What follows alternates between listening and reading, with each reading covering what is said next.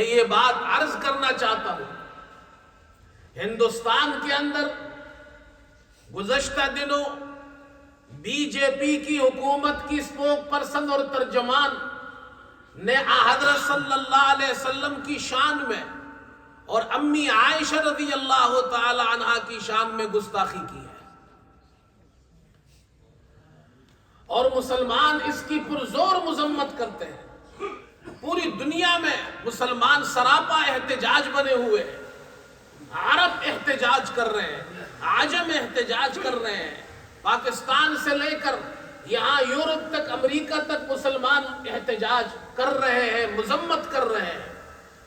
مسلمانوں، صرف ہندوستان کے مسلمانوں کی تکلیف نہیں ہے یہ، ہندوستان کے مسلمانوں پر تو گزشتہ 75 سال سے ظلم ہو رہا ہے، کشمیر میں مسلمانوں پر آئے دن ظلم ہوتا ہے،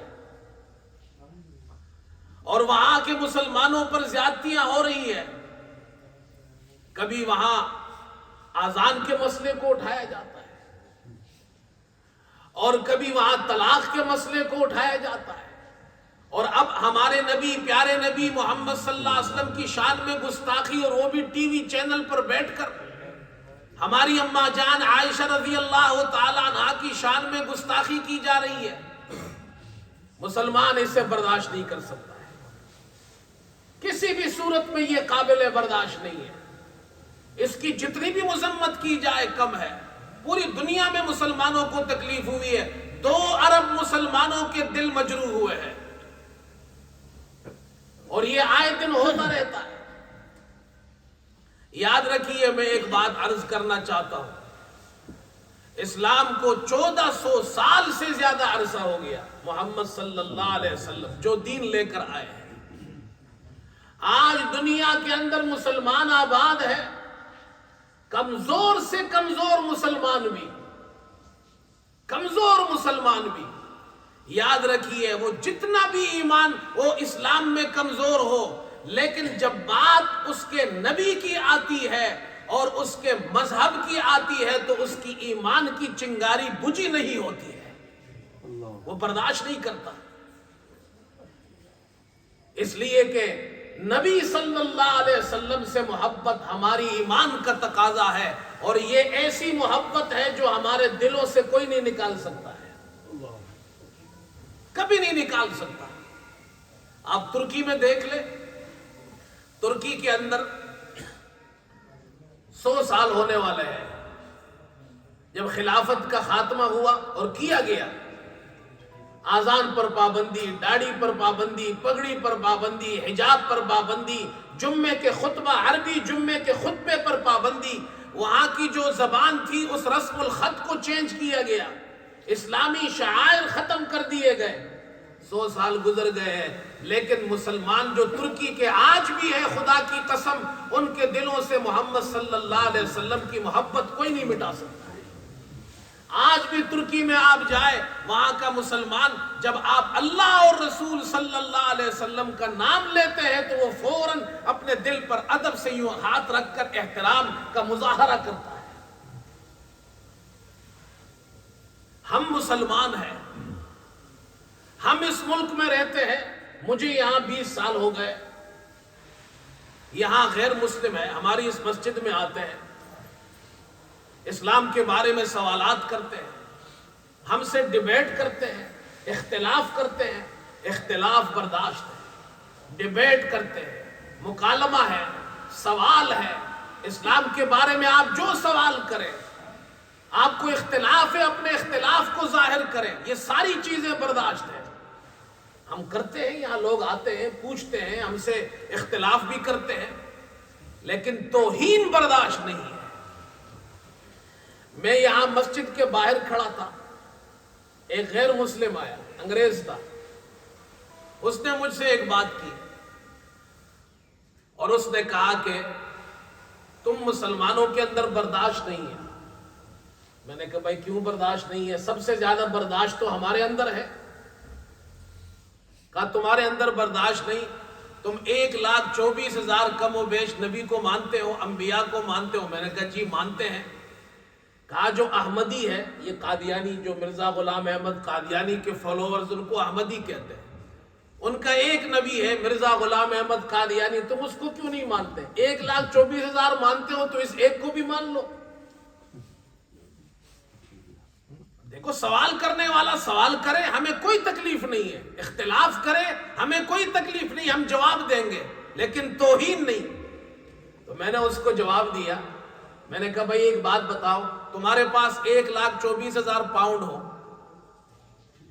وہ کرنسی، وہ نوٹ جو حکومت نے چھاپے ہیں، قانونی ہے، وہ تمہارے پاس 1,24,000 پاؤنڈ ہے، نوٹس ہیں، اس میں 1 پاؤنڈ ایسا آ جائے جو غیر قانونی ہے، جعلی ہے، وہ 1 پاؤنڈ 1,24,000 کے ساتھ رکھو گے؟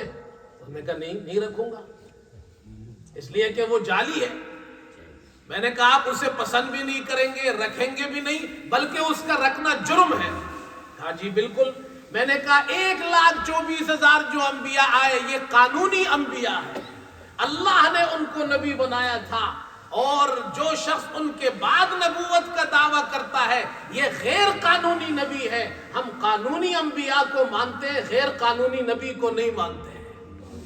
آپ 1 پاؤنڈ غیر قانونی نہیں رکھ سکتے اور ہم سے کہتے غیر قانونی نبی کو مانو۔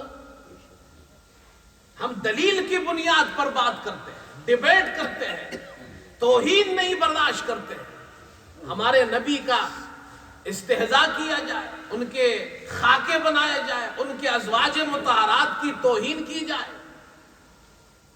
کچھ عرصہ قبل جب خاکے بنائے گئے تھے تو اس وقت بھی میں نے یہ بات کی تھی، اور میں نے 2 شعر کہے تھے۔